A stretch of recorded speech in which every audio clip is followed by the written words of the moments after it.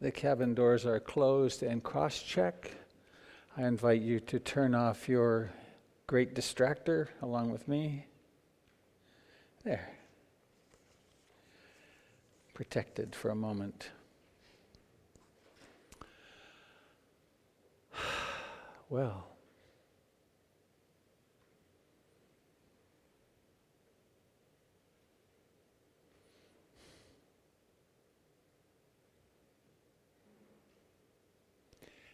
As always, it's a great pleasure and privilege to be here with you and to look out and see you.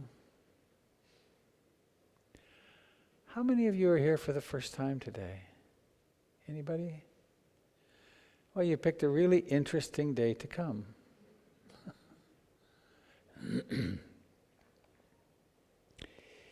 The beautiful people sitting to my right and left have been my dear friends for between 35 years and a little over 10 or so. In about 5 years ago or so, with the encouragement of Ruth Dennison, whose picture is there, I began wondering who it was among my associates, my students, who would be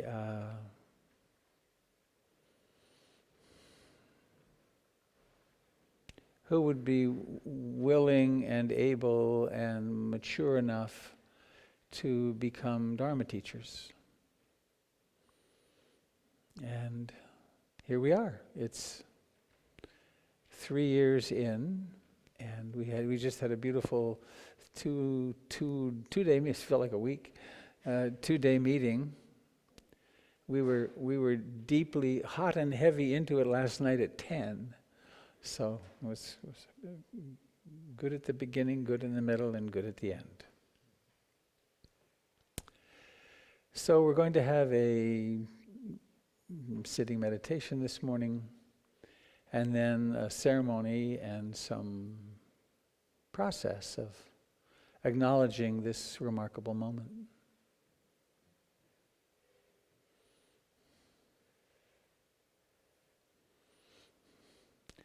Please take a moment to turn to the person on your left or right, say hello, and tell them one reason you're glad you're alive today.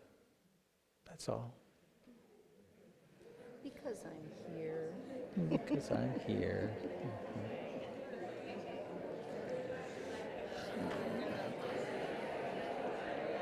Tanya.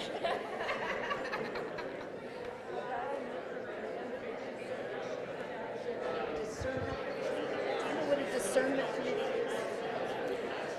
What is it?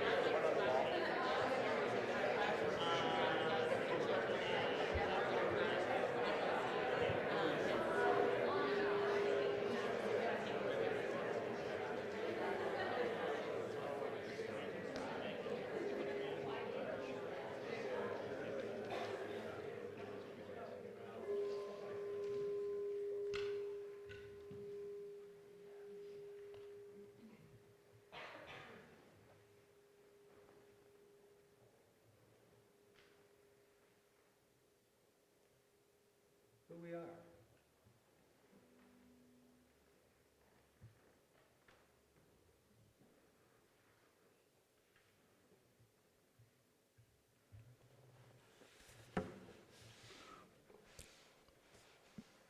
Who we are, which is a slightly different koan from who are we, or who am I? I've been looking. I can't find myself. This is the homepage of the PIMC website. The Portland Insight Meditation Community is an experiment in American Buddhism.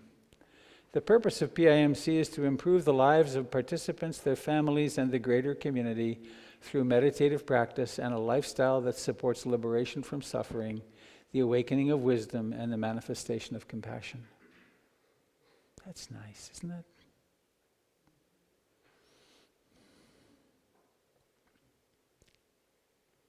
I learned from a man named Michael Meade, some of you may know, a great mythologist and men's movement figure I did work with 20 years ago,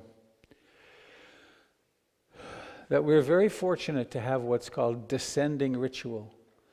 We have Theravadan Buddhism, and we have the monks and nuns who have carried the teachings down over 2,600 years, much like high-tension wires carry current.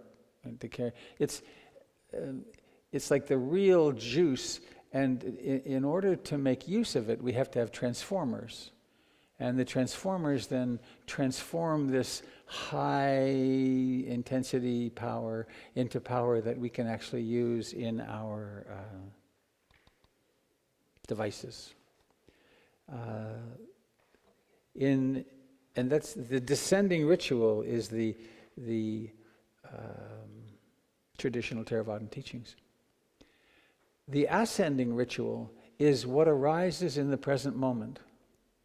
The impulse to awakening, to connection, to love, which is here now. And where these two meet is an incredibly fertile phenomenon. If there's only the descending ritual, it becomes very fundamentalist and rigid. If there's only the ascending ritual, it becomes flaky and weird and destructive in its own way. When they meet and cross-fertilize each other, there's an upwelling of life. There's an opening to life. And that's really what this experiment is about. How to meet together in the context of these ancient practices and the understanding of the world that comes through the Eightfold Path, and how to bring the life of this wild and wonderful 20th century and our own precious beating hearts, to bring them together.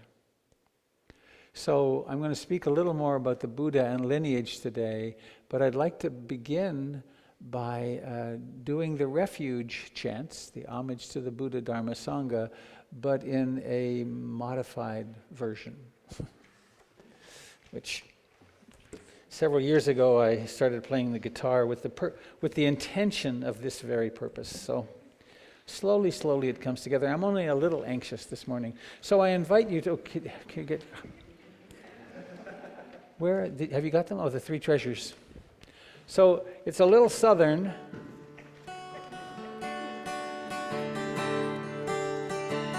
I take refuge in the Buddha, the one who shows me the way in this life. Namo Buddhaya, Namo Buddhaya, Namo Buddhaya. I like to change one line in the second one. It's understanding and light. I like to say understanding and love. I take refuge in the Burma, the way of understanding and love. Namo Dharmaya, Namo Dharmaya, Namo Dharmaya. I take refuge in the Sangha, the community of mindful harmony. Namo Sanghaya, Namo Sanghaya, Namo Sanghaya.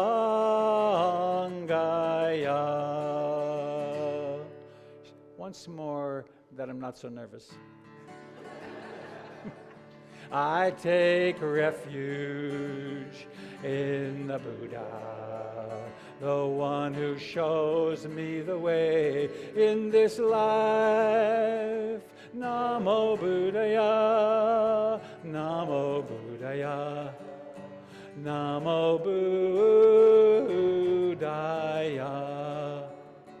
I take refuge in the Dharma, the way of understanding and love. Namo Dharmaya, Namo Dharmaya, Namo Dharmaya.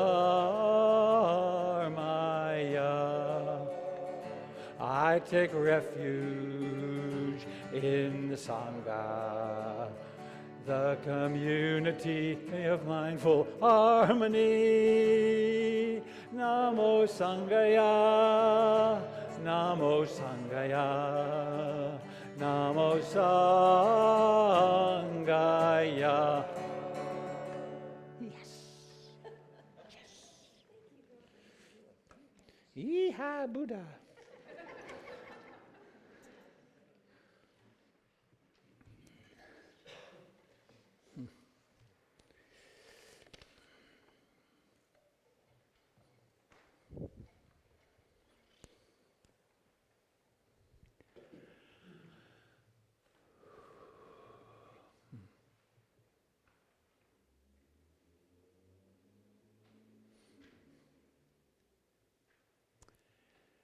Hundreds of years after the Buddha lived, and Buddhisms were very well established in India, travelers went to the west, to Afghanistan, and over the Hindu Kush into what's now China and Tibet and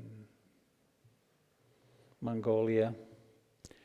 After about 200 years, Buddhism became one of the national religions of China.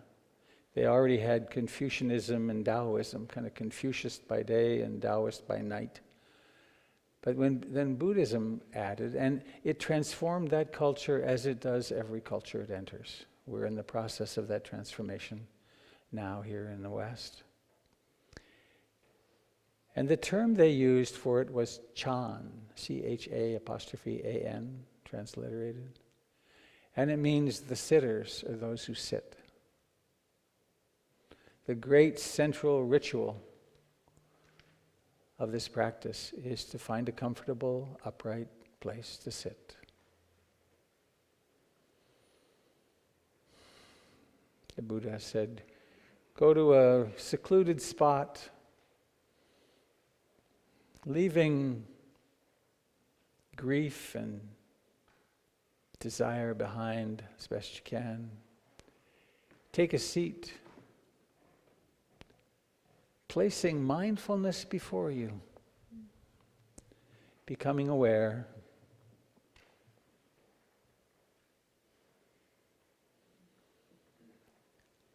And coming to right here, right now, this body, this breath.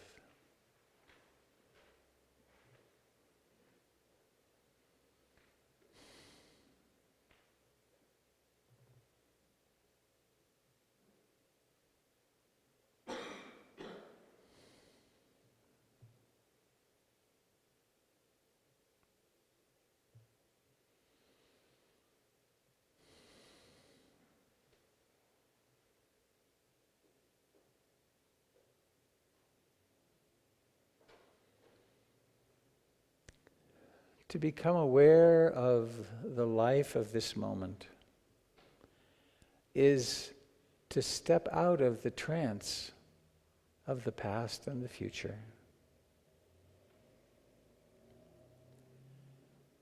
It's to step out of the trance of I, me, mine, mine, mine. It's simply and most exquisitely to be alive. The universe has come to life. It's taken form as this body.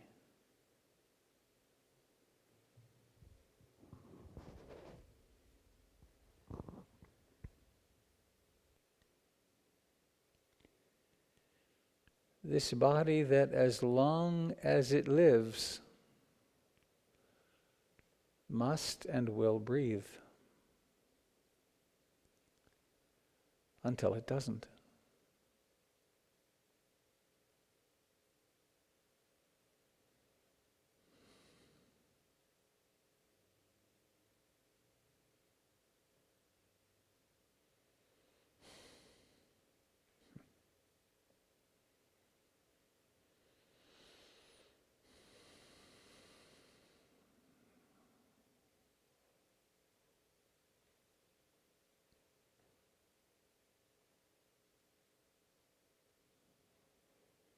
The breath has a beginning, an arising to fullness, a declining, and then a disappearance.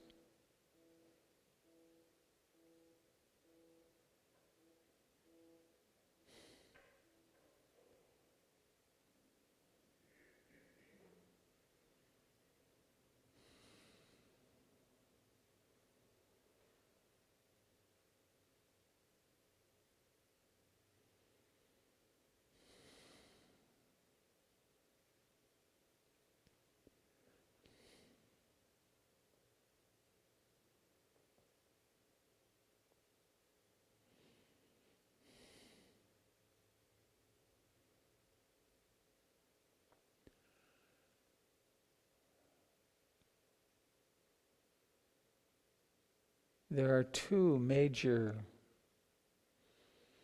strategies for waking up. One says, it's not this, it's not this, it's not this, it's not this, it's not this, it's not this. And nothing is excluded. The other says, it's this, it's this, it's this, it's this, it's this, and nothing is excluded.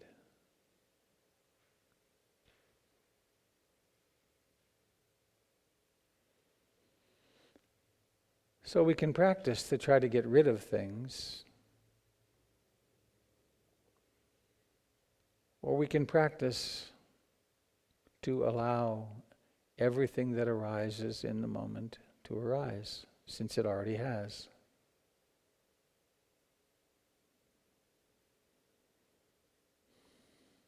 This means that you don't have to fight the mind. It's just thoughts. Some of them painful, some of them pleasant. It's just emotions.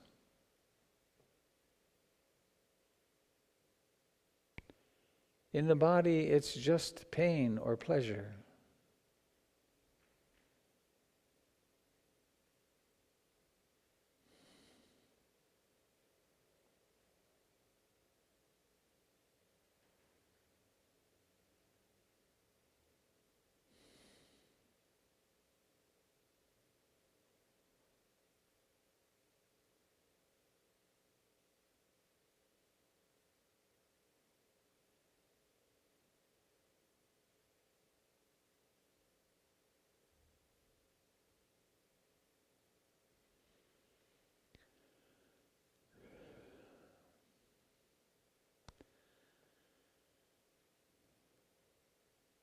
And so we can sit here aware of what's happening, using the body as a kind of home base or anchor or chosen primary object.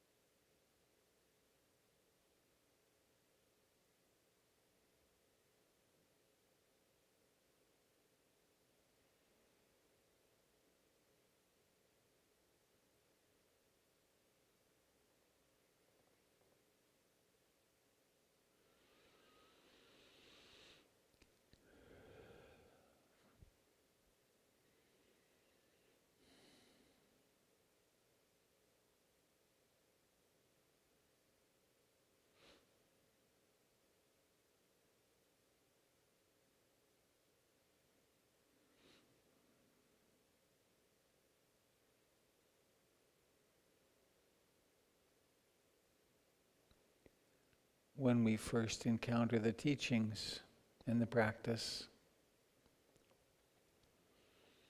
It's usually with a lot of dukkha, unsatisfactoriness. We somehow get inspired, and there's a sense of I am practicing to set myself free from dukkha. This grows over time to some relief, maybe a lot of relief. And then there's the realization of love and compassion and sympathetic joy. We start noticing that we're all in the same boat. We all took birth. We all experience birth, sickness, old age, decay, and death.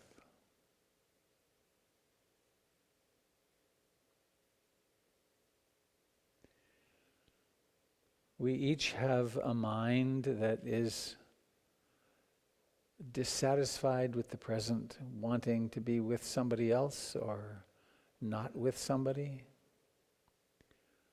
or to be having a different experience or not having this experience. This is the nature of the human mind.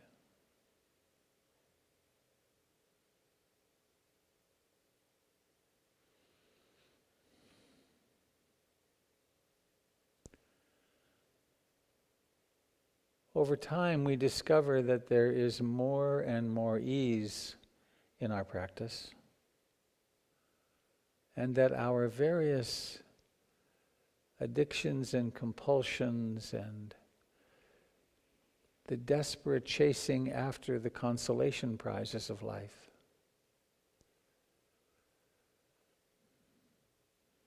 begin to weaken and fall away, and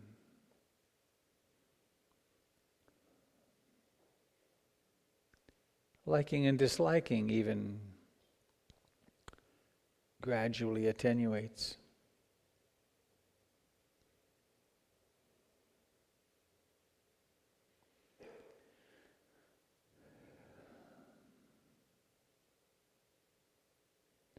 The selfish preoccupations, identification with suffering, gradually become more and more obvious.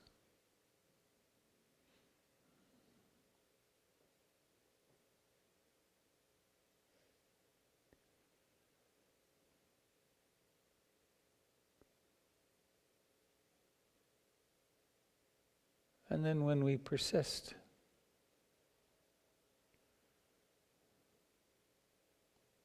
there may well come moments of deep intuitive understanding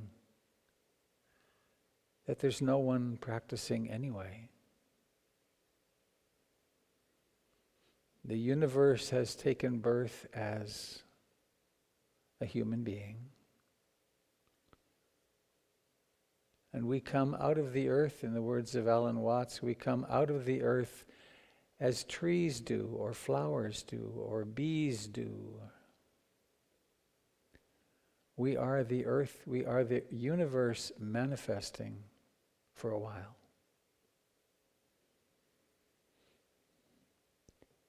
And the awareness that we took as personal realizes that it is the awareness of the mystery.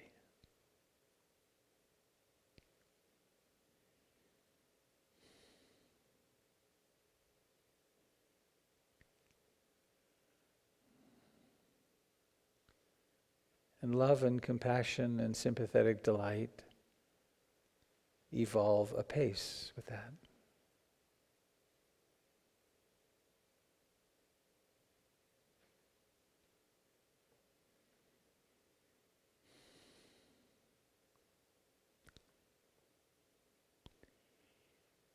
It becomes crystal clear that there's only now.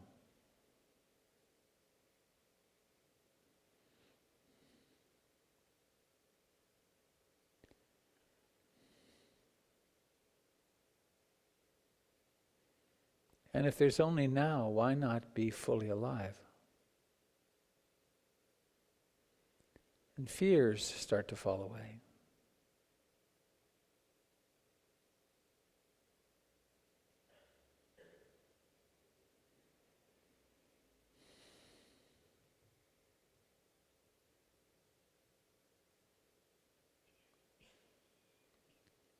And paradoxically, one becomes more and more humbly human and vulnerable.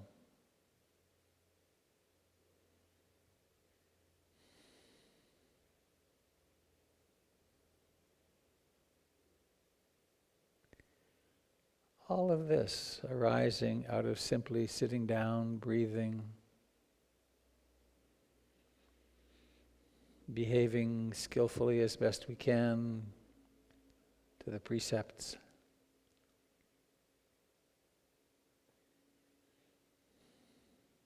Being generous.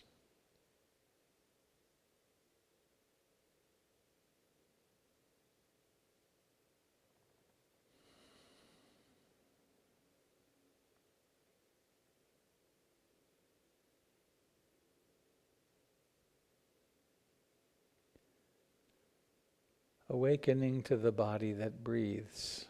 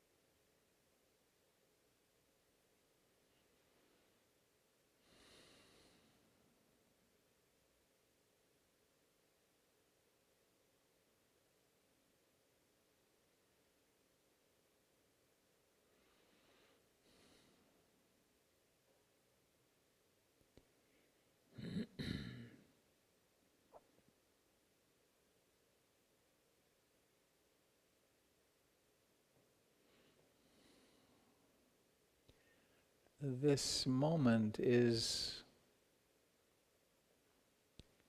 the universe singing. Each of us is that song.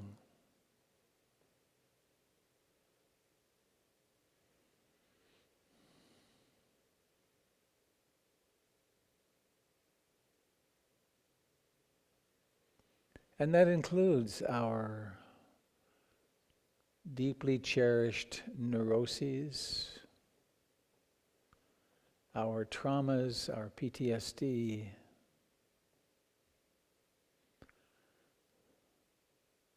the shame, the regrets,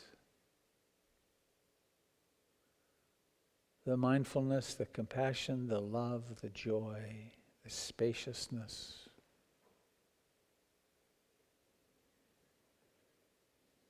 The hatred, jealousy, the tranquility and the restlessness, the doubt, the faith.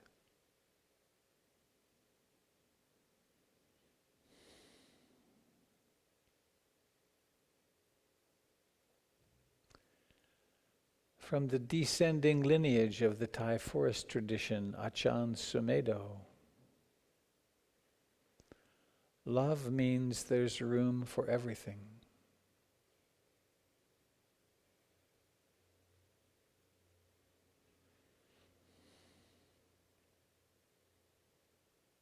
So we allow the present moment to exist,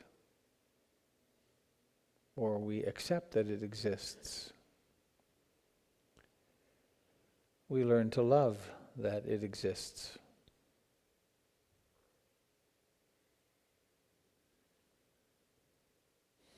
This is the outbreak of peace.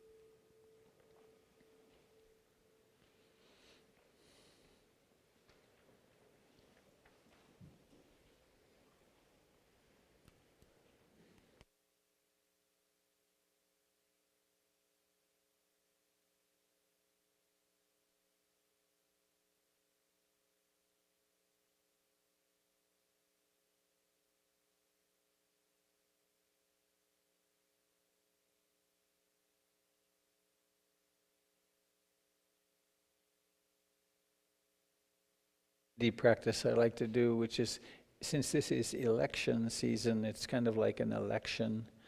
If you experienced restlessness and agitation in this time, please raise your hand. And look around, notice that it's happening. How about wanting, desire, wanting a different mental state? How about not wanting, disliking? How about sleepy dullness, barely here-ness? How about doubt? Doubt. What am I doing here? Thank you. How about delight? How about body rapture, bliss? How about confidence, faith?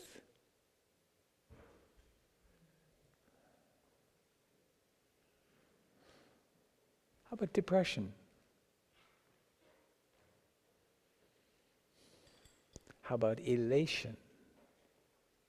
Mild mania? full-blown mania. Well, that's us. That's us.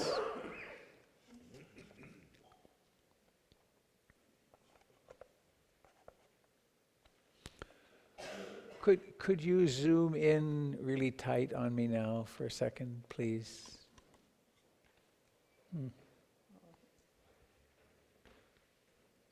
Maybe not.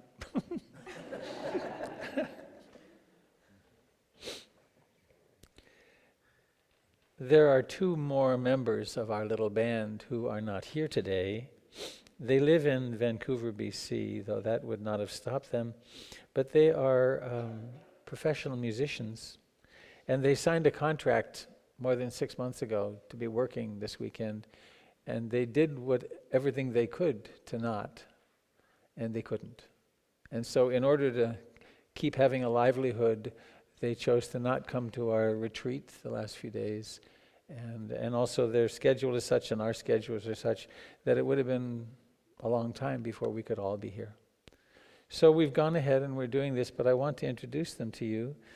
This is Paige Freeborn. Hello, Paige. They live in Vancouver, and they're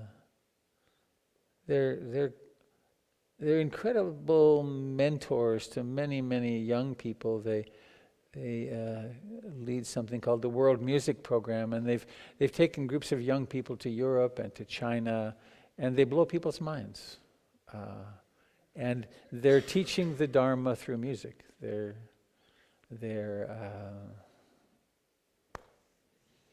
Well, that says enough. And this is Adrian Dick, and he's such a good friend. And we're very fortunate to have him as part of our. If you stick around, you'll meet them. They'll be coming to PIMC. Just couldn't make it today. That's going to fall. Oh, good. Ah, yes. How classy. How classy. Huh? It'll be heavy enough, yeah.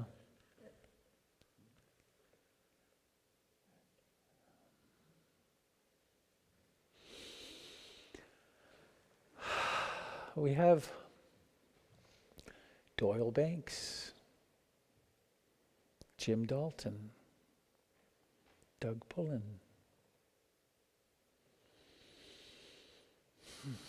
Kate Staples, Christine Howard, Matt McTighe, and Gregory Malouf. These are people that I would and do entrust my life to.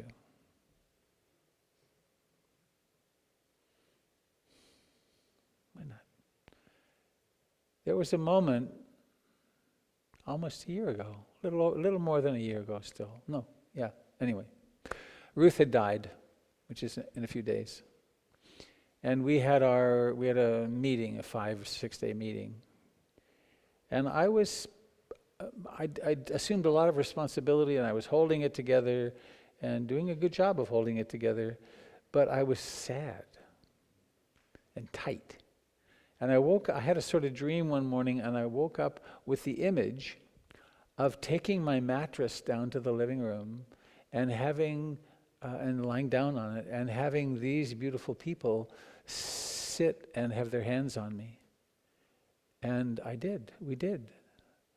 And all hell broke loose. The grief of a lifetime just... It was such an incredible healing. Very, very... to have that privilege, to be around people who are this conscious and loving, who know me well, and to be able to let go. And all I did was let go. Waves, paroxysms of grief and rage, or sadness and rage.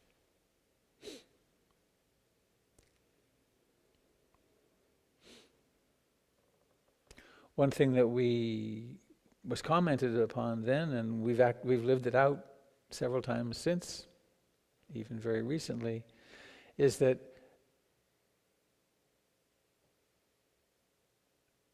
within this little coterie of people, there's real trust. And so we don't have to keep our masks on. And we can be as vulnerable as we really are as human beings, as well as illuminated and extraordinary. And that's a really beautiful model for community, I think. That we can actually be who we are. And being who we are fragile and frail and vulnerable and luminous.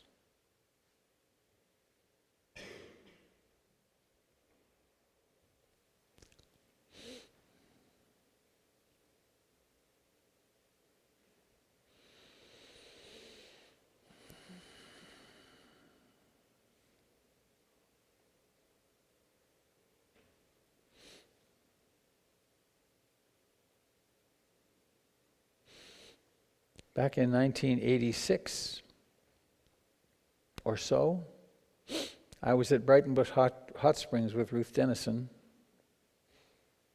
It was earlier than that. It was 1982 or so. Anyway, I was teaching here in Portland, and I really wanted to be sure. I had asked Ruth to be sure she would mention this to the group of 60 or 80 people that were there. And I was sitting at the back of the room, and she hadn't. And I was getting very close to the end, and I was getting anxious. And then she looked over at me and motioned to me to come up. And we met in the middle of the room. And it was then that we had an impromptu ceremony of this ilk, the Dharma transmission recognition. And it was very beautiful, very personal, as this is. She passed on to me what I think of as the core secret teachings for teachers.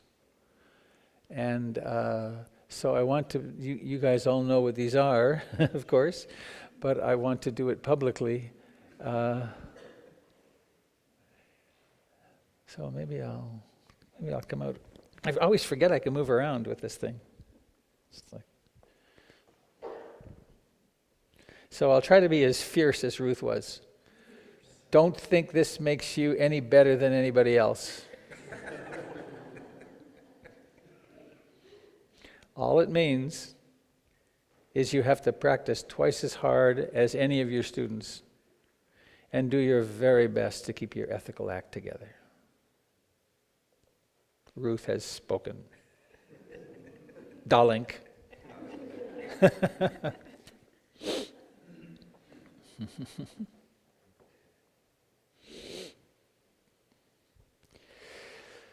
A few years after that, Ruth was here in town, and there were maybe 50 of, quote, my students sitting on the floor with me.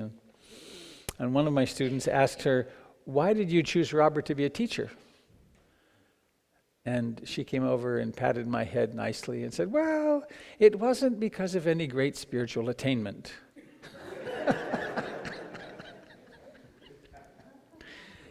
But I knew he loved the Dharma, and that the Dharma, that the Dharma flowed in his veins, and I knew he would grow into the role. And so it's been. And that's absolutely true for these 9 people too.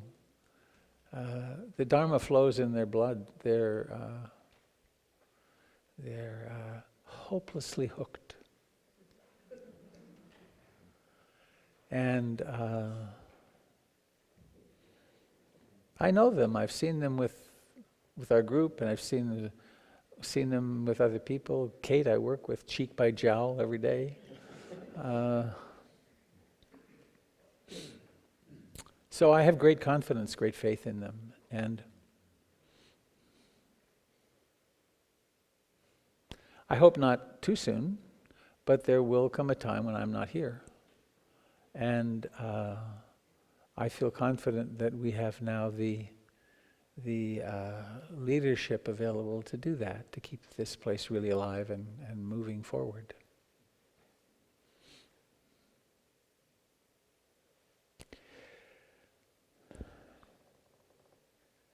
So in keeping with ancient ritual, I'd like to chant together the homage and the precepts, the refuges and precepts. For some of you, this would be very new. Should we kneel? How should we do it? You guys all comfortable with kneeling? Yeah. So we're going to do a very traditional approach to this, and you're invited to join in up here, down there. Maybe it's kind of busy up here. Why don't we just go down there? Yeah. Okay. So one more thing. When we bow to this statue, we're not really bowing to the statue. This is a very nice piece of wood that was purchased at a roadside stand in Bali, carved by a very nice man. But it really is, it's just a piece of wood. It would burn, it would rot, it's just wood. But it's in a shape that symbolizes something extraordinary, which is awakeness. And it happens to be in a male form. We have the same archetype emphasizing compassion over here in the female form. It's not about gender. It's not about polarities. It's about freedom and awakeness. Each time your mind wanders and awareness comes on, that's what this stands for. That's the Buddha nature. That's the presence. So when we bow, we're not bowing to a statue. We're bowing to a meaning or an intention, the Buddha, the Dharma, and the Sangha. Okay, let's... and you're welcome to join us verbally. You're welcome to kneel if you want. And we're going to do the second part, the 5 precepts. We're going to do call and response. That way, any of you that haven't ever heard them can maybe participate to the degree you want. So, come and join me, please.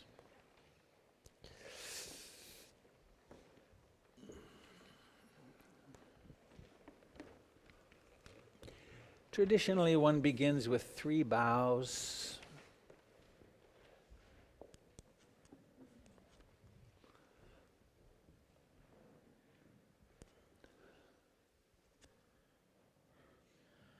And so together we'll do the first part. Namo tassa bhagavato arahato samma sambuddhassa. Namo tassa bhagavato arahato samma sambuddhassa. Namo tassa bhagavato arahato samma sambuddhassa. Buddham saranam gacchami. Dhammam saranam gacchami. Sangham saranam gacchami. Dutiyampi Buddham saranam gacchami. Dutiyampi Dhammam saranam gacchami. Dutiyampi sangham saranam gacchami. Tatiyampi buddham saranam gacchami. Tatiyampi dhammam saranam gacchami. Tatiyampi sangham saranam gacchami. Panatipata veramani. Panatipata veramani. Sikapadam samadhiyami. Sikapadam samadhiyami. I undertake the rule of training. I undertake the rule of training. To refrain from taking the life of any living being. To refrain from taking the life of any living being. I aspire to become kind and of service to all beings. I aspire to become kind and of service to all beings. Adina dana veramani. Adinadana Veramani Sikapadam Samadhiyami. Sikapadam Samadhiyami. I undertake the rule of training. I undertake the rule of training To refrain from taking that which is not freely given. to refrain from taking that which is not freely given. I aspire I aspire to become generous to all beings. to become generous to all beings. Kamesu michachara. Kamisu michachara. Veratmani sikapadam samadhiyami. Veramani Sikapadam Samadhiyami. I undertake the rule of training I undertake the rule of training to refrain from sexual acts which cause harm. to refrain from sexual acts which cause harm. I aspire to nurture love, relationship, and beauty. I aspire to nurture love, relationship, and beauty. Musawada. Musawada. Veratmani sikapadam samadhiyami. Veramani Sikapadam Samadhiyami. I undertake the rule of training I undertake the rule of training to refrain from false and harmful speech. to refrain from false and harmful speech. I aspire to use speech to create happiness, harmony, and understanding. I aspire to use speech to create happiness, harmony, and understanding. Sura Meraya Surya Merya Amadatana Amagatana Veratmani Sikapadam Samadhiyami. Veramani Sikapadam Samadhiyami. I undertake the rule of training I undertake the rule of training to refrain from the use of intoxicants. to refrain from the use of intoxicants. I aspire I aspire to cultivate mindfulness and wisdom. to cultivate mindfulness and wisdom.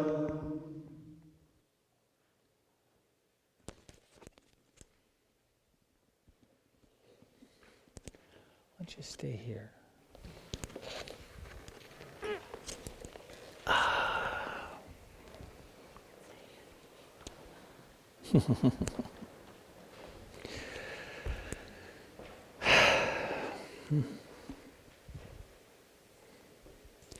Ruth would be so happy.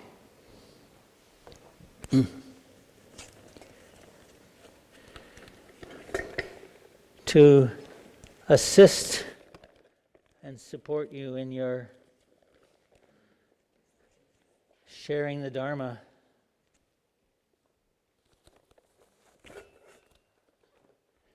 May the truth ring deeply and fully from your hearts to all beings.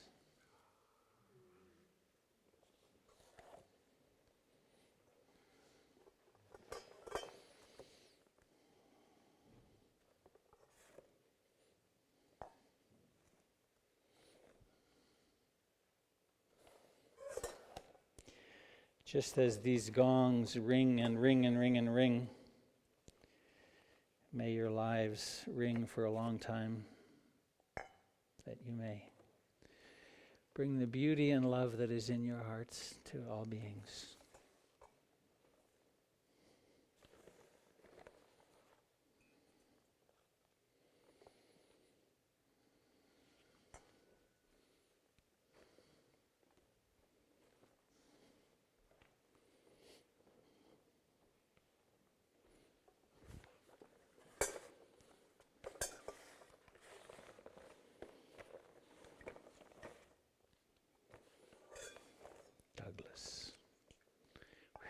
been a fur piece since India.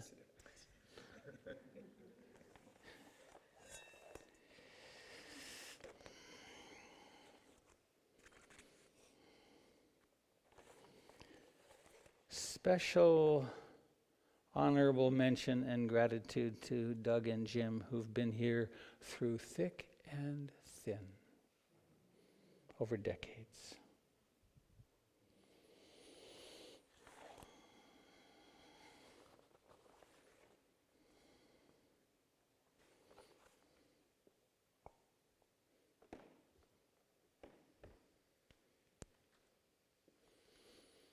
And just for fun, why don't we start at this end and you ring and then ring along the line?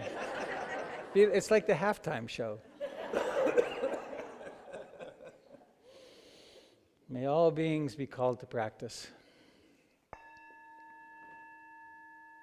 Go, go, go.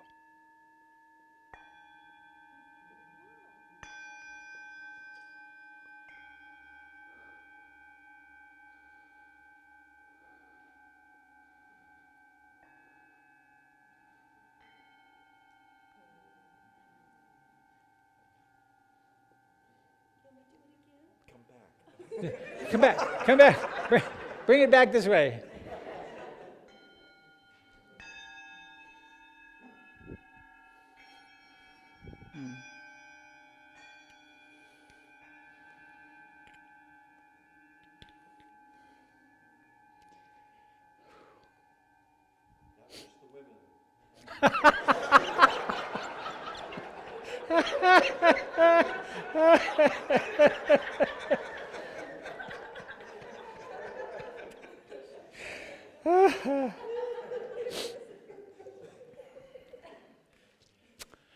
This is a living lineage from the Buddha through 120 to 140, depending upon how you count them, generations, teacher to student, of the passing on of these teachings.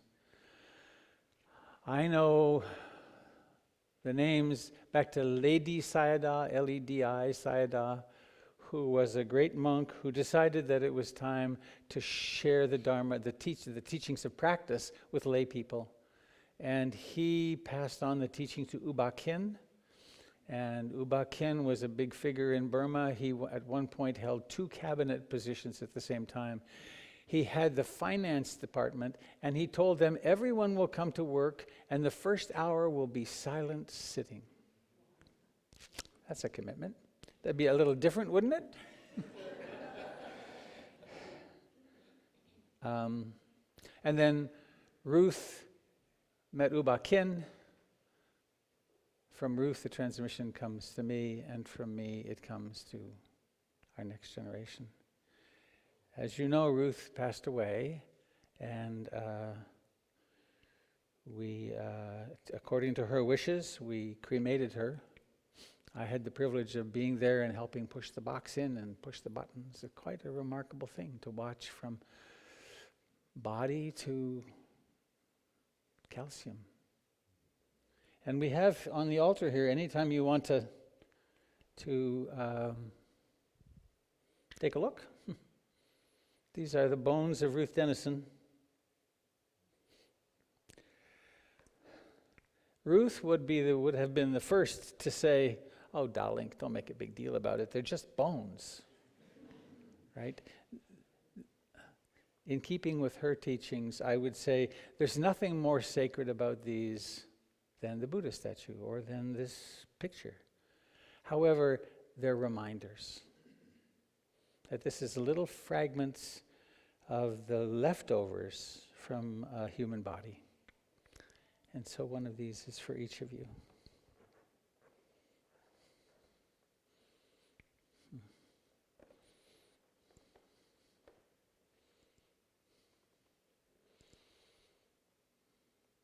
May it grace your altar and your life and remind you of impermanence. One of the things we spoke about in the last couple of days was you never know, could be today, we will be attending to each other's deaths. because that happens and will.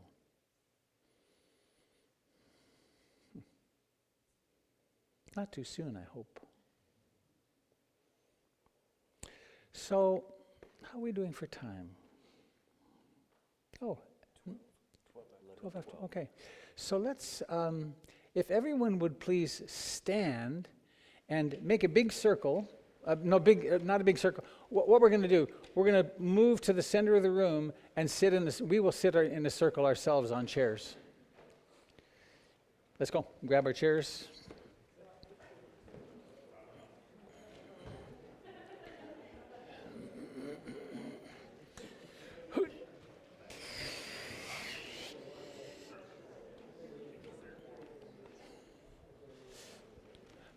We're going to sit, so not the big circle, but kind of a circle around us sitting.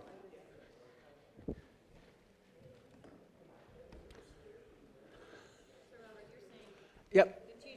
Teacher group's going to be in here. Exactly. Make circles. Oh, I want to be here. Let me put me at this end here.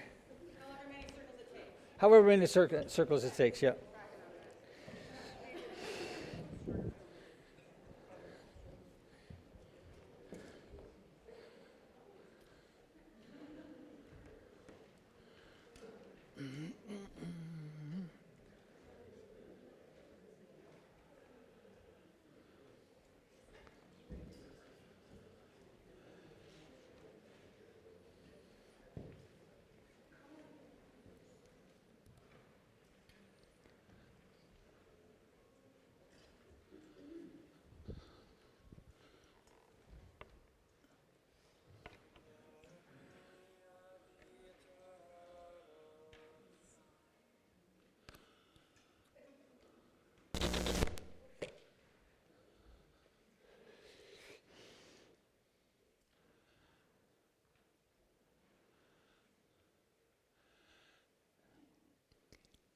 Is there someone here very familiar with iTunes? Could you come help me? Hey! Woo, woo, woo!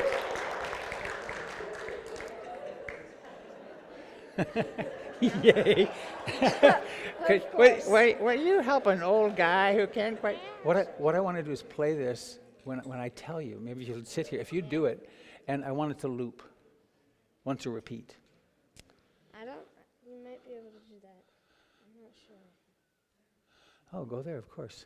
Well, how about this? Why don't you, will you be our DJ? And will you just stay here when it needs restarting? Will you restart it? Yeah. Okay. And let's start quiet and then build up into some volume. Excellent. Okay. Good man.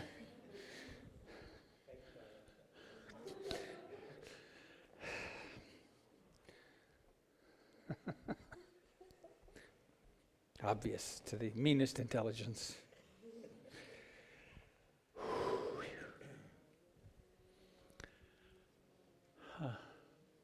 Hi. Oh, not yet. Not yet, please. Thank you. We're going to do something about 25 minutes from now. We're going to use that.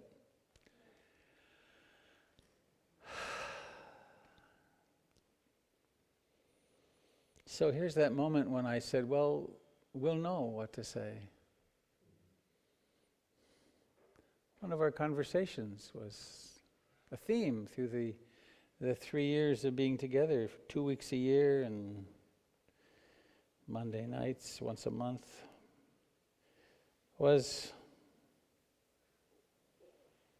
how to teach. There's the content, there's having oneself organized, there's being true to the transmission.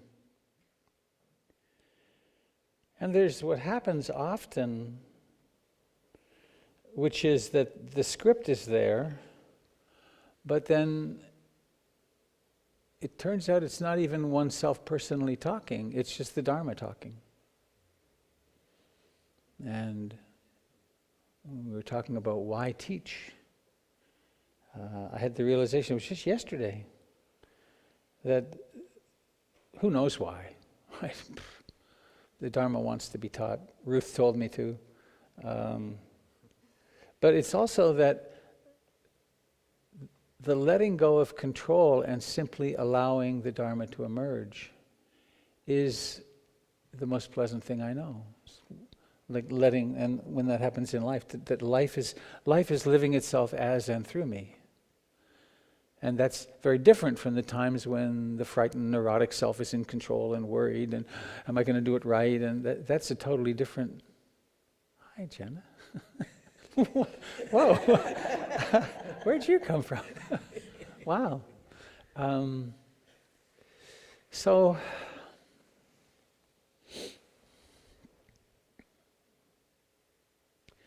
what is it that you love about the Dharma? And how has it really touched you and changed your life? And I need to get the microphone.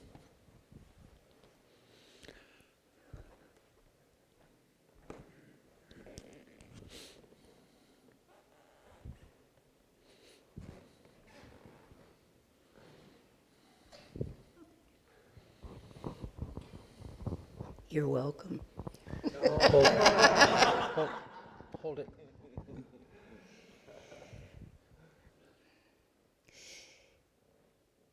The thing I love about being here and about teaching, and the reason this is so incredible, I'm going to get mushy, we'll just live with that, but I've gotten to know some of you a little bit and some of you a lot. I've watched your lives change. I've watched you have such enormous courage, and it is through... Grace is such a strange word. It has religious connotations, but to me it means that somehow something really wonderful happened, that I walked through that door and that I learned to be able to do this, to speak to you, because that wasn't natural for me. It wasn't easy. And now it is. And it's because there is so much ease, there is so much peace to be had, and it's so accessible. It doesn't, anybody can do it, you know? So I'm here because I want to share that with you, because I want to walk with you, because I want to find out who you are and what it means to you. And I want to be a resource. I want to share your love, because that's what it's all about.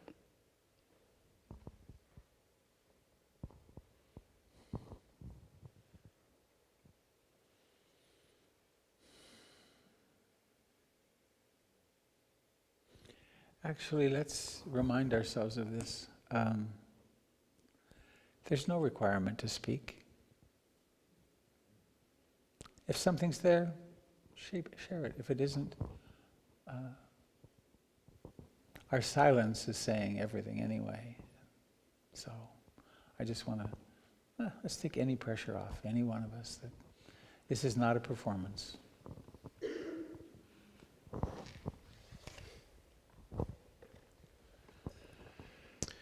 We discussed this a little bit over our 2-day retreat. And like you were saying, Robert, it felt like we were there for like a week. It's like 48 hours. What struck me was this memory I have of going on my first Dharma retreat. And it was Dana-based, so, just generosity. And this was so foreign to me. I couldn't believe that no one was getting paid. And that I was staying there for over a week with food and training. The teachers weren't paid. The food was served through volunteers. And I kind of stumbled out of that retreat with this incredible realization that I hadn't really, up until that point in my life, had not really understood or really been the benefactor of real compassion in that way. And that I was hooked from that point on as far as these type of practices. And in this moment, looking back on all the just unbelievable generosity from all the teachers I've studied with who've supported me and been there just without any expectation of anything in return, just for the love of the Dharma. And this last fall, Christine and I had the opportunity of teaching our first class, which was really exciting. And that feeling of just being able to share all of the wisdom and struggle of the practice with people was just an amazing experience. And it felt like this just group of generous people exchanging love and communication and wisdom.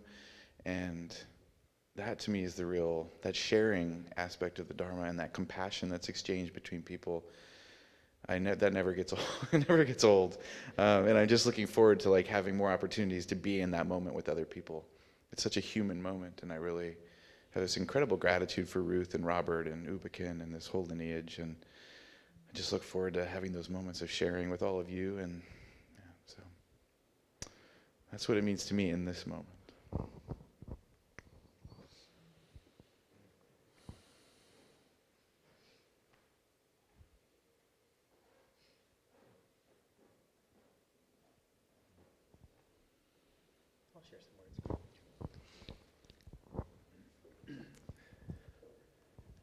On our drive back this morning, I was thinking of ways that I could hold the experience that we've had as a group for the past 3 years and the intentions we have in our guidance and service to the community. And what came to mind was a poem, and I wrote it down, and I'd like to share it because it really has the energy of the intention that we all brought to the work together and what we hope to give. And some of you might have heard it before, because Robert, you perhaps have shared this, but it's called The Broken Rock. You stood guardian besides these waters for centuries. No one knows how long. One day, you were rent in two.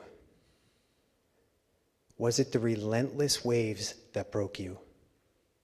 Or was it the loon feather fallen on your fracture that finally opened you to more sky than you could have ever imagined possible? And I think over the past 3 years, we've had the wonderful privilege and gift of at times being both those waves and those loon feathers for each other.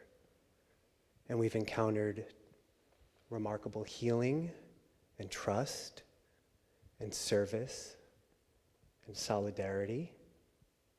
And these are all the intentions that we hope to bring to a community as we fulfill this role in the teacher's capacity. And so I think what really calls me to this, well, I shouldn't say what calls, I'm being called. I'm not eliciting the call. The call has come, and I am connecting to that thread. But it's to be able to participate in a role of guidance and service that can see every single rock in this room receive the waves of life, and also perhaps bear witness when at that moment that loon feather cracks on our fractures and opens us up to more sky we could have ever imagined possible. You know, I've had the privilege of being on the floor in front of the Buddha with Laura. Laura, are you here? Is Laura here? Did she Behind step you. up? Hi, Laura. And my daughter in utero, and Robert, and my birth mother. And the Dharma was a path for exquisite healing and tenderness and vulnerability and courage to enter in to the inner experience and discover compassion, love, connection.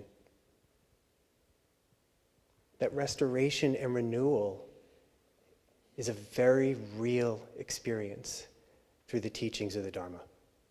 It's a framework. It's not the answer, but it's a framework that lets us enter in. And perhaps what I hope to do is, in my unique expression of that experience, offer it in the way that I can possible at this moment in time. So, thank you to everyone in the community for receiving us as teachers. That's a big act of courage and a big step, and a privilege and a responsibility that we've talked about extensively, and ways to honor that reception into a community in this role. And so maybe I speak for everybody for our gratitude for that. Thank you.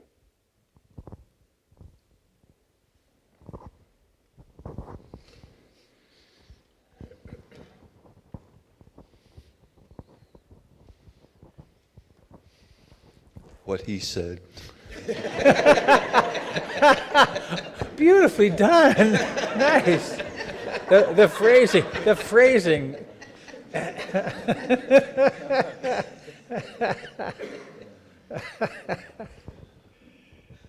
If you haven't gathered now, I'm somewhat the clown of the group. What I love about the Dharma is that if you can take a rock like this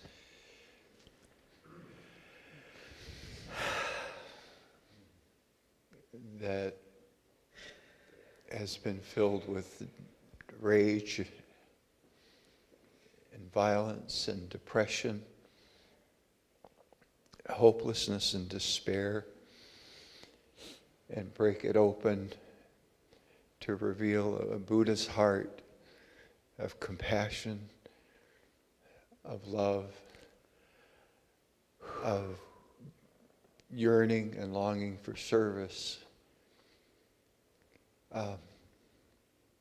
Any of you can have that too. All of you can have that too. And the reason I want to teach is to call out into the wilderness, if you will, of the world, into the wilderness of the hearts around me, to say, come, let your heart be broken open and find the Buddha in you.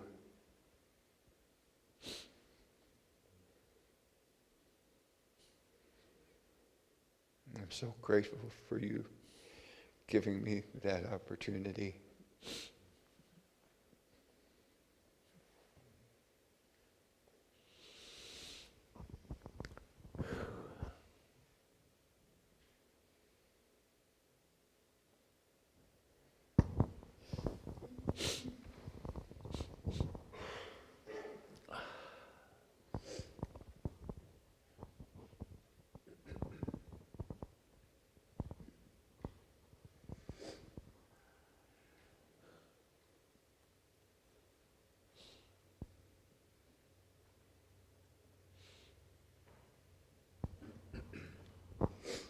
Well, what came to me in the last 24 hours was a different image. Rather than the rock being open, I had the image of a large bowl being built to contain us.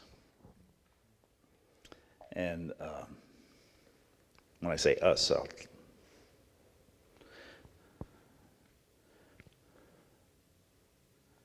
So this bowl represents community to me.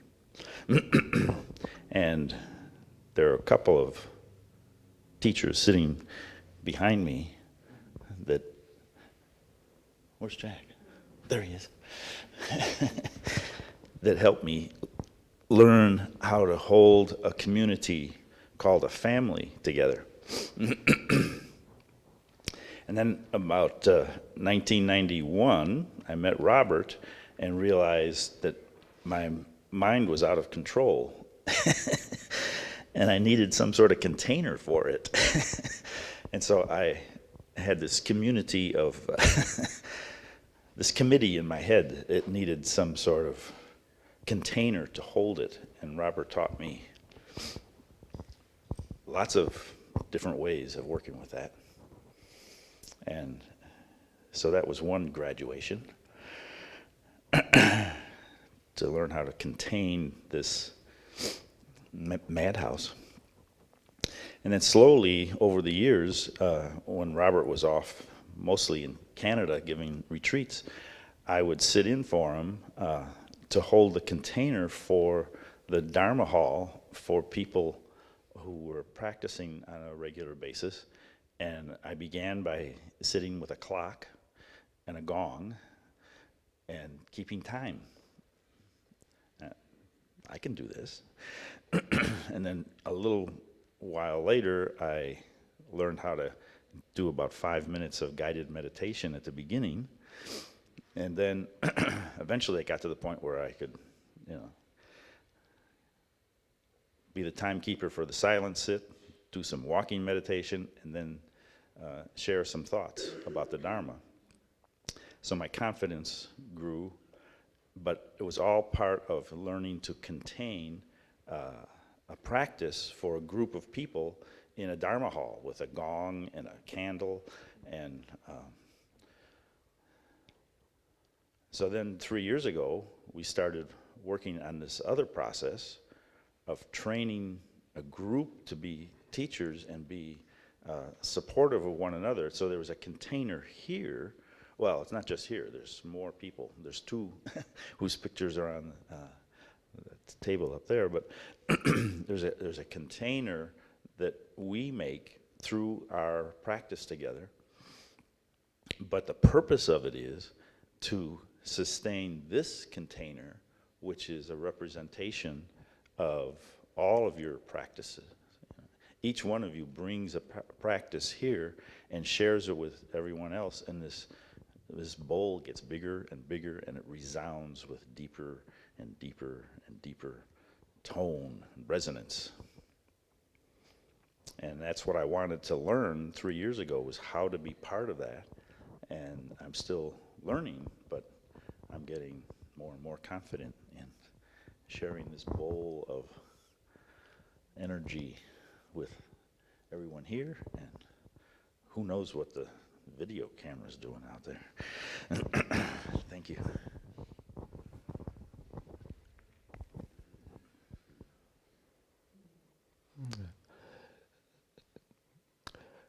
So I experience teaching as a gesture of gratitude, as an expression of the appreciation for what's been given. And what's been given to me is deep love through relationship with my teachers, with Robert and Ruth, and also my teachers, which are you, the Sangha. I feel held in the arms of love, and it's profound. And I can feel that energy, which is unconditional. And so I see teaching really as the opportunity to remind us that that's the truth, that we can partake of that experience.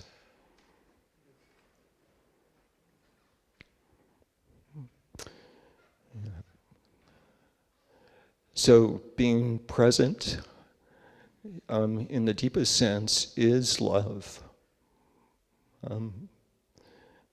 There is no division. There is just this moment.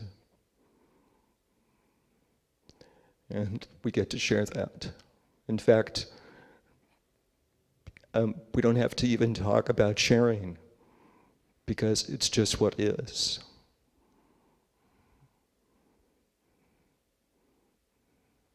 So, thank you.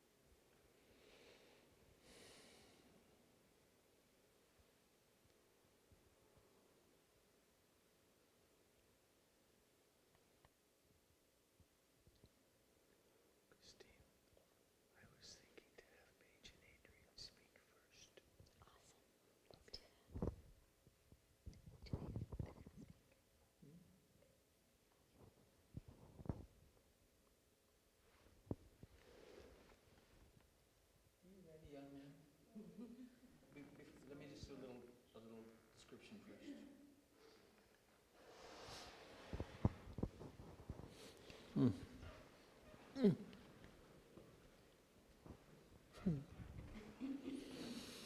4 years ago, I got to marry this lovely person here.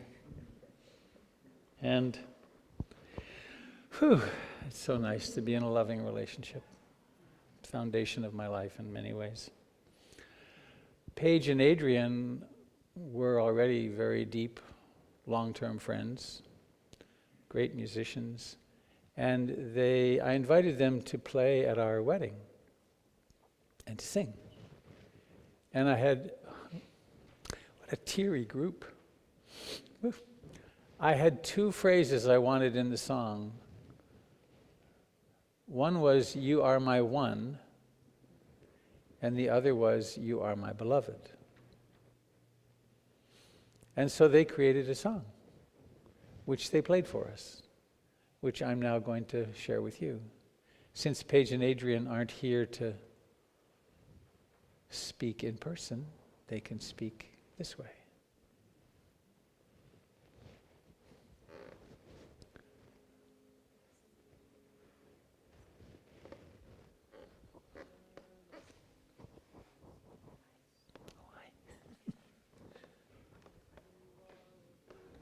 Louder?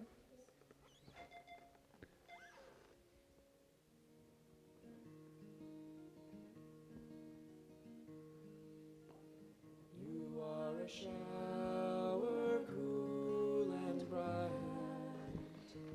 that springs with nourishing delight, a precious gift.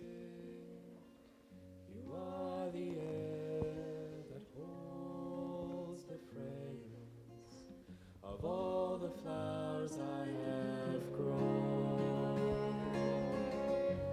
You are my beloved. You are my one. You are the air that holds the fragrance of all the flowers I have grown.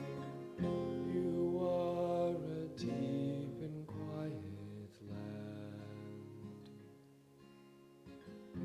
You are the earth in which I lay the ruins of my darkest days. And in your patient hands they're warmed and slowly, beautifully transformed. You are my beloved. You are my one. When I'm a seed and frozen salt, you are a ray of eternal sun. You are my beloved. You are my one. You are the air that holds the fragrance of all the flowers I have grown.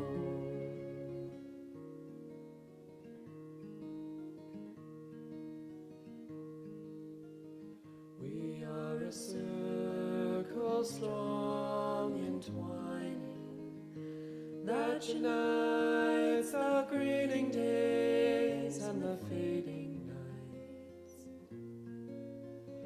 our endless endings and beginnings, my love, our endless endings and beginnings, my love. You are my beloved. You are my one. When I'm a seed and frozen salt, you are a ray of eternal sun.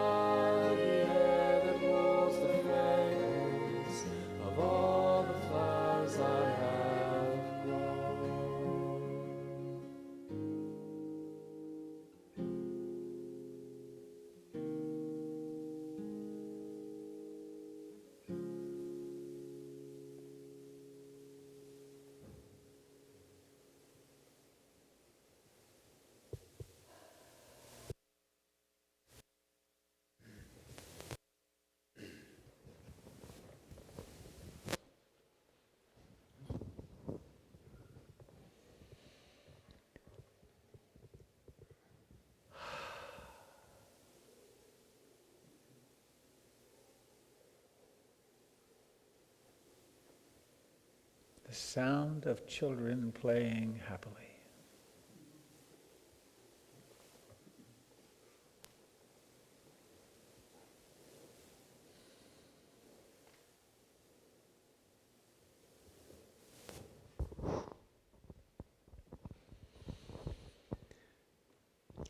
Well, this has definitely been a more emotional experience than I thought. I came here today thinking, oh, this is no big deal. This is just, but receiving the lovely gifts and being in this circle and seeing all of you, it's the culmination of it's been a long journey. It's a lifetime journey for all of us. I just wanted to thank everybody. I want to thank my friends here who've been on this lovely journey. Paige and Adrienne, looking at the camera, hoping you're there.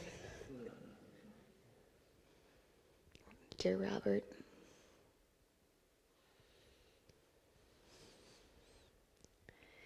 It's been just a really heartwarming, wonderful experience full of struggle and learning and doubt and transition. And the best part of it is that we've all just learned how to be with each other each day. I think for me, one of the biggest gifts is just being able to be with whatever is in the moment in a much more loving, kind way. And that's been the most lovely gift. And thank you to everyone in the Sangha who's been here with us these 3 years and has watched us struggle up front as we deal with our nerves and whatever else giving Dharma talks. Really appreciate everyone today. Thank you so much.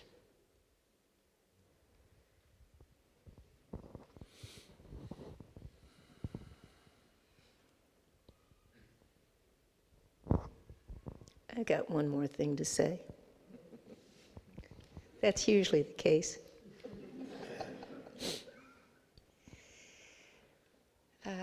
It's easy to have an idea that your teachers know something or have something to offer, and I think that's true. But it doesn't come from perfection. It comes from imperfection. It comes from the shadow, it comes from the hurt, it comes from the things that we've done wrong, it comes from the things that are hard. And for me, that's what I offer you. And I know that that's true of all of us. It's not the part that's easy that we're offering you. It's the part that has met the Dharma and found a way to more wholeness. So if any of us have a gift to give, I hope it will be that.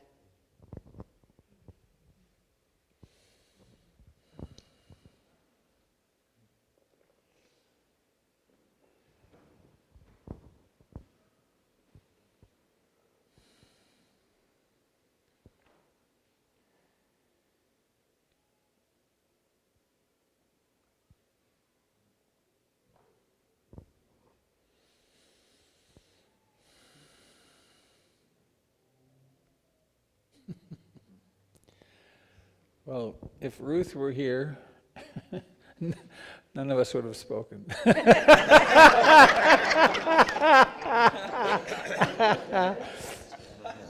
And we would go on for another hour or so. And it would be marvelous. We let her get the microphone at our wedding, and I heard from, people said it was long. It was long. But there was also, that was the longest, best wedding I ever went to. It was pretty wild. So, last call, sacred artifact of the Buddha, talking object.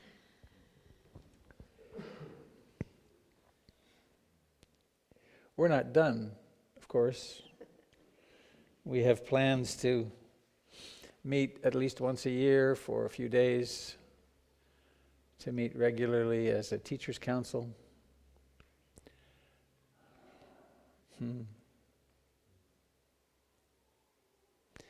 I have the solemn promise from my beloved friends here that when it comes time for me to stop teaching, they'll help me stop. And that if I don't stop driving when it's the right time, that they'll help me stop driving.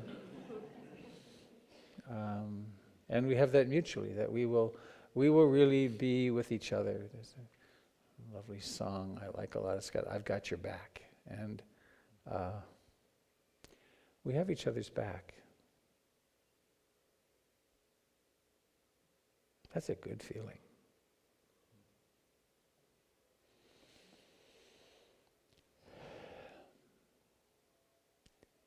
And we're students.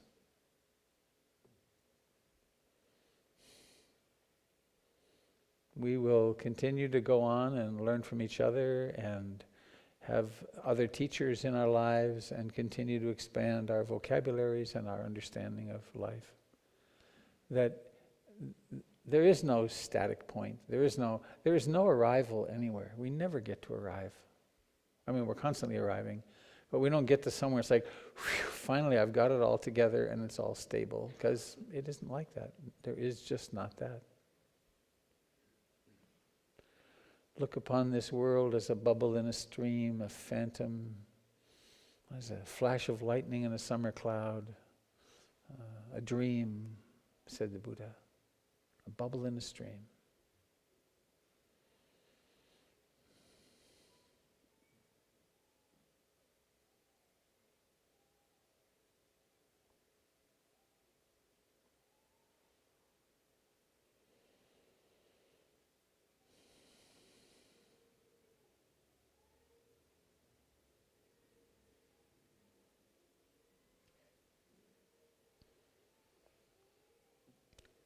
All the parents are wondering, is that my child?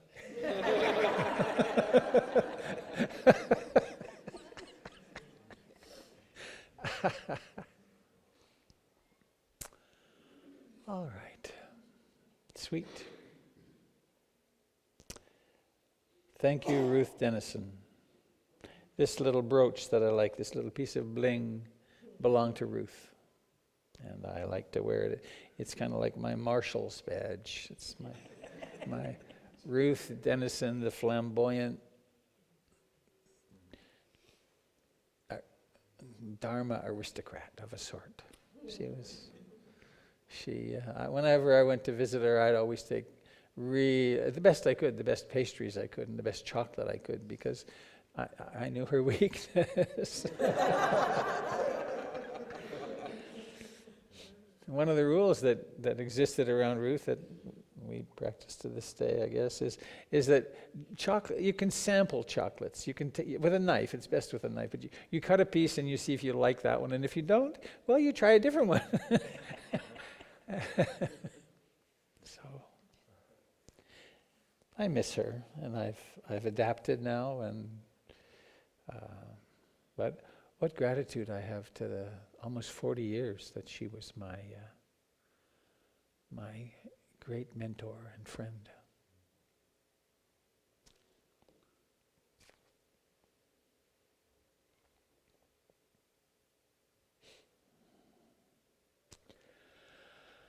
Well, we have to go off script because it's not going to work the way that I thought we would do it. What I was thinking we would do is that the group would all form a circle and then we would come around and bow to you. But that would take a long time. So what I propose instead, and I'm going to ask Milo in just a minute or so, Milo, to put on the music. I will help each of us up. And then we'll go around and help other people up, and then everyone gets helped up.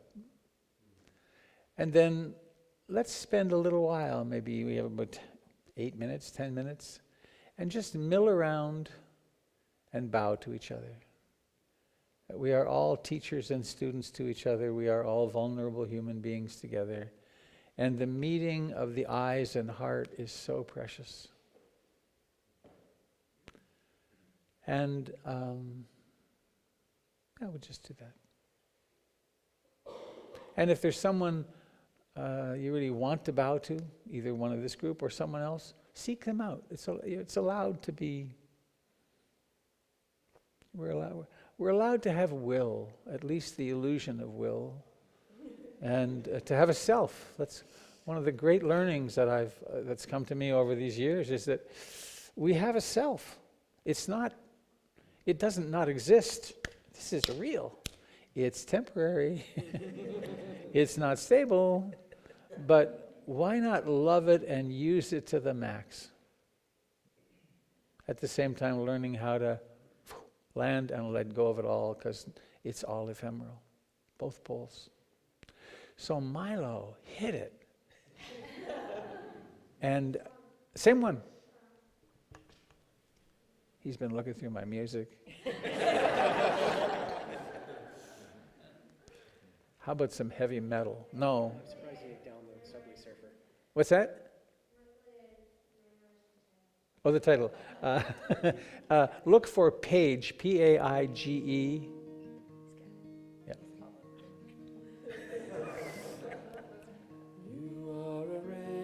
Some light heavy metal.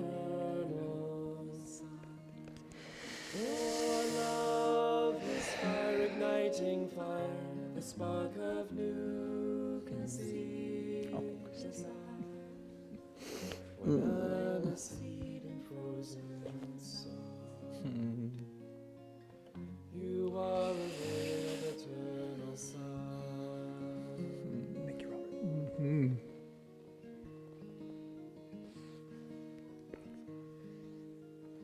You are a shower cool and bright that springs with nourishing delight, a precious gift. You are the air that holds the fragrance of all the flowers I have grown. You are my beloved.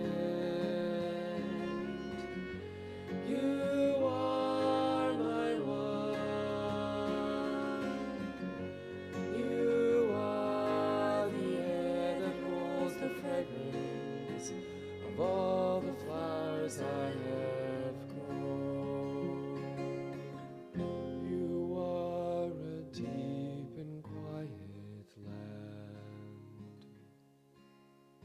You are the earth in which I lay, the ruins of my darkest days.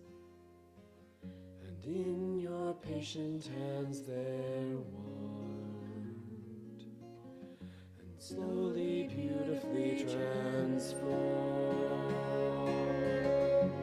You are my beloved. You are my one.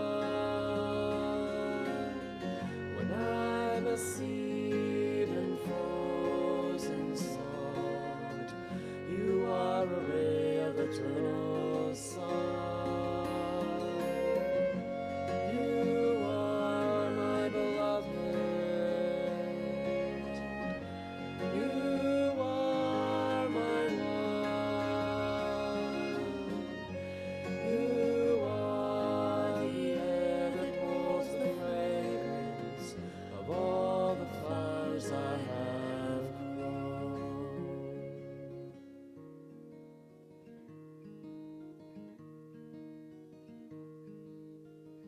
We are a circle strong entwining that unites the greening days and the fading nights,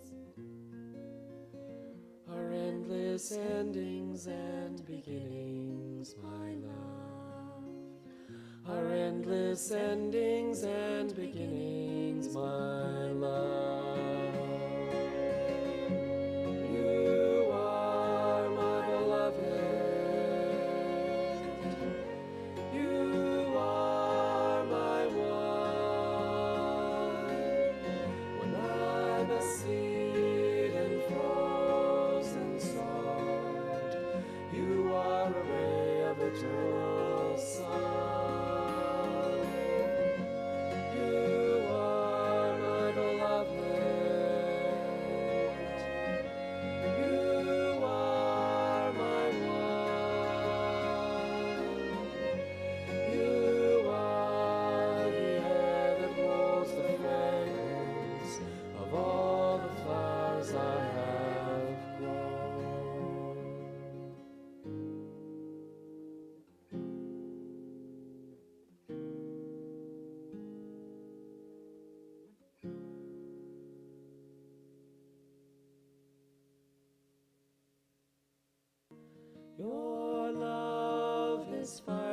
igniting fire, the spark of new conceived desire. When I'm a seed in frozen sod, you are a ray of eternal sun.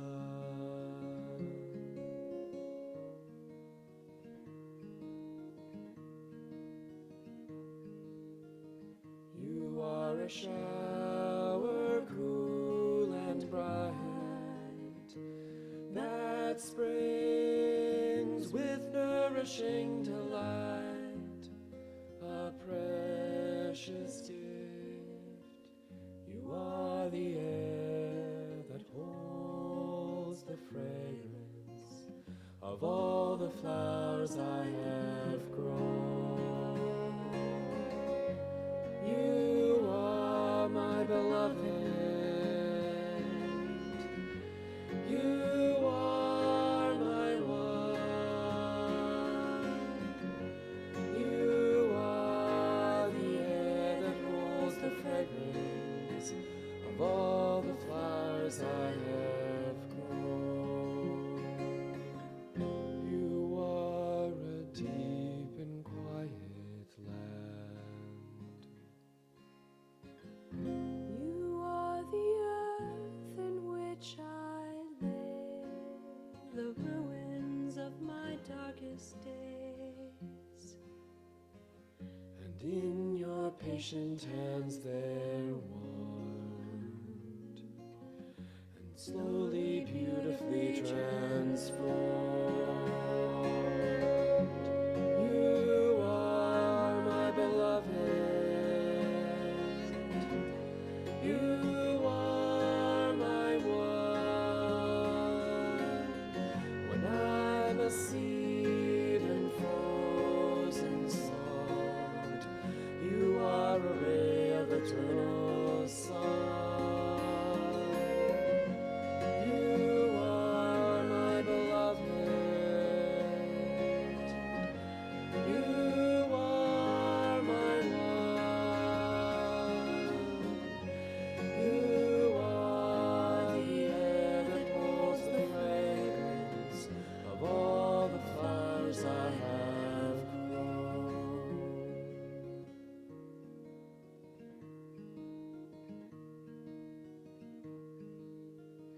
We are a circle strong entwining that unites the greening days and the fading nights, our endless endings and beginnings, my love, our endless endings and beginnings, my love. You are my beloved. You are my one. When I'm a seed in frozen sod, you are a ray of eternal sun. You are my beloved. You are my one. You are the air that holds the fragrance of all the flowers I have grown.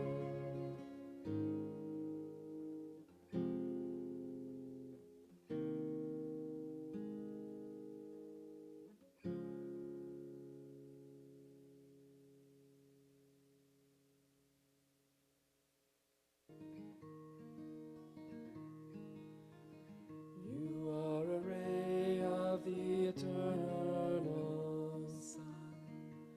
Your love is fire igniting fire, the spark of new conceived desire. When I'm a seed in frozen sod, you are a ray of eternal sun.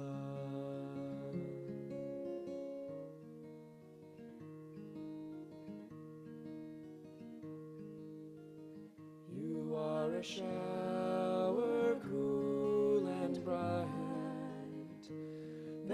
that springs with nourishing delight, a precious gift.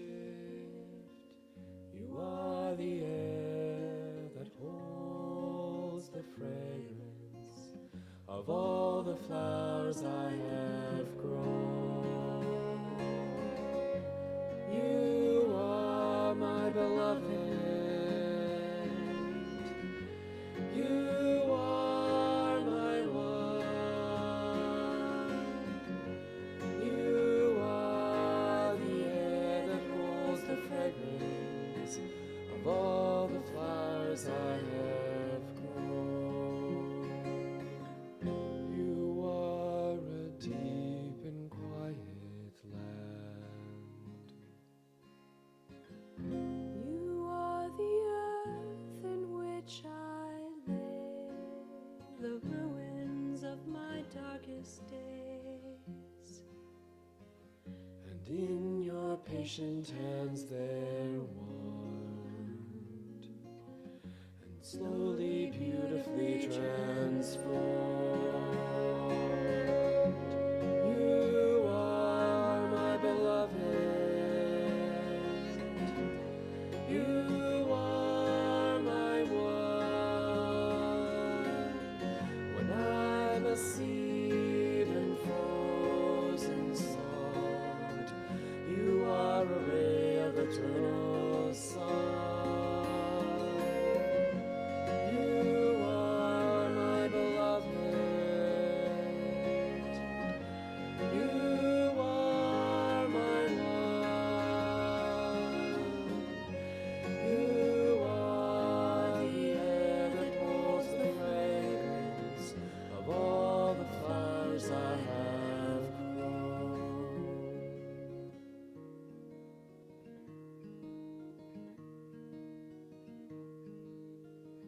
We are a circle strong entwining that unites the greening days and the fading nights, our endless endings and beginnings, my love, our endless endings and beginnings, my love. You are my beloved. You are my one. When I'm a seed and frozen salt, you are a ray of eternal sun. You are my beloved. You are my one. You are the air that holds the fragrance of all the flowers I have grown.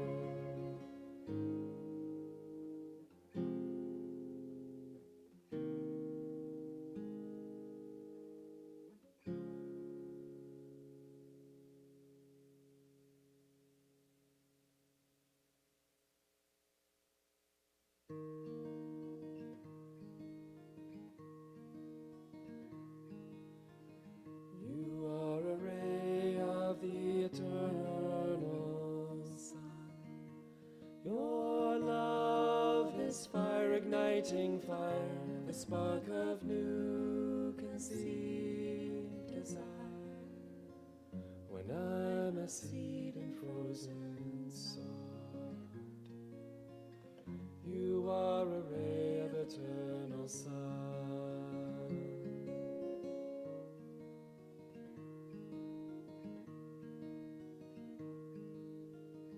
You are a shower cool and bright